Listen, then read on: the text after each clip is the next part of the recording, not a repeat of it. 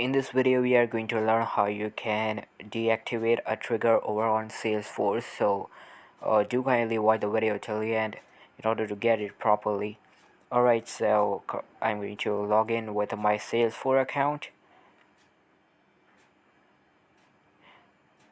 Now once you're at the dashboard of the Salesforce, from here what you need to do, okay, I'm going to cancel this.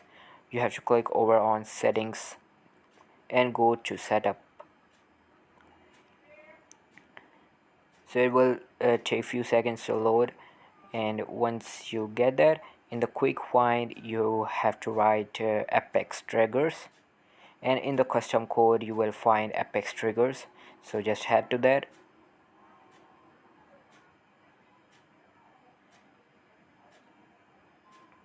and once it will bring you to this page. I don't have any trigger right now, so I'm going to create a new one. Now click on file, new, and I'm going to create a apex trigger. Just name it as a, let's say, example, and this object will be the account. So just I'm going to submit it.